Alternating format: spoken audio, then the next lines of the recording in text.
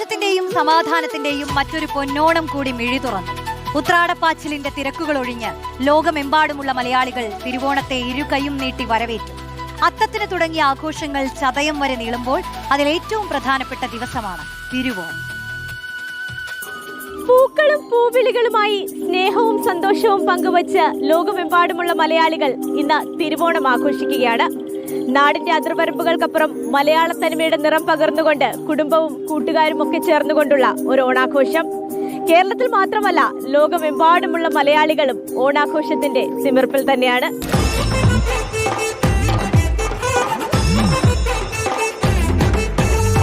പൂവിളിയും പൂക്കളവും പുത്തനുടുപ്പും സദ്യവട്ടവും ഒത്തുചേർന്ന ഓണം.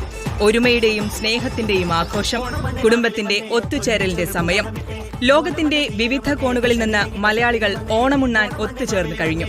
സംസ്ഥാനത്തിന്റെ വിവിധ മേഖലകളിൽ മലയാളികൾ ജാതി മതഭേദമന്യേ ഓണം ആഘോഷിക്കുകയാണ്. എറണാകുളം തൃക്കാക്കര വാമനമൂർത്തി ക്ഷേത്രത്തിൽ തിരുവോണത്തോടനുബന്ധിച്ച് വർണ്ണാഭമായ ചടങ്ങുകളാണ് സംഘടിപ്പിച്ചത്. ഓണക്കഥകളിൽ വില്ലനായി കാണുന്ന വാമനനെ ആരാധിക്കുന്ന ക്ഷേത്രം എന്ന കൗതുകവും തൃക്കാക്കര ക്ഷേത്രത്തിനുണ്ട്. ആയിരക്കണക്കിന് ആളുകളാണ് പുലർച്ചെ തന്നെ ക്ഷേത്രത്തിലേക്ക് എത്തിയത്. മഹാബലി വരവേൽപ്പും 9 ഗജവീരന്മാരെ അണിനിരത്തിയ മേളവും നടത്തി. തൃക്കാക്കരയിലെ ഓണാഘോഷങ്ങളോടൊപ്പം പ്രസിദ്ധമാണ് തൃക്കാക്കര ഓണസദ്യ. തിരുവോണനാളിലെ സദ്യവട്ടങ്ങളുടെ തുടക്കം മന്ത്രിമാരായ റോജി എം ജോൺ, അബ്ദുൾ ഗഫൂർ എന്നിവർ ചേർന്ന് ഉദ്ഘാടനം ചെയ്തു. തെക്കൻ ജില്ലകളിലും ഓണാരവത്തിന് ഒട്ടും കുറവില്ല. പത്മനാഭസ്വാമി ക്ഷേത്രത്തിലും പഴവങ്ങാടി ക്ഷേത്രത്തിലുമൊക്കെ രാവിലെ വൻ ഭക്തജന തിരക്കാണ് അനുഭവപ്പെട്ടത്.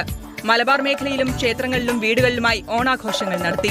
മതസൗഹാർദ്ദം കൂടി വിളിച്ചോതുന്ന ആഘോഷങ്ങളാണ് നടത്തപ്പെട്ടത്.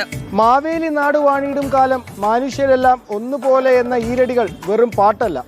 എല്ലാ മനുഷ്യരും ജാതി മത വർഗഭേദമന്യേ തുല്യരാണെന്ന സത്യത്തിന്റെ അതിമനോഹരമായ വിളംബരം കൂടിയാണ്.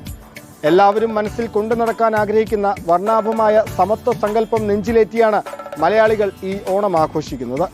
വിവിധ ബ്യൂറോകൾക്കൊപ്പം നിതിൻ സേവ്യർ, റിപ്പോർട്ടർ, കൊച്ചി.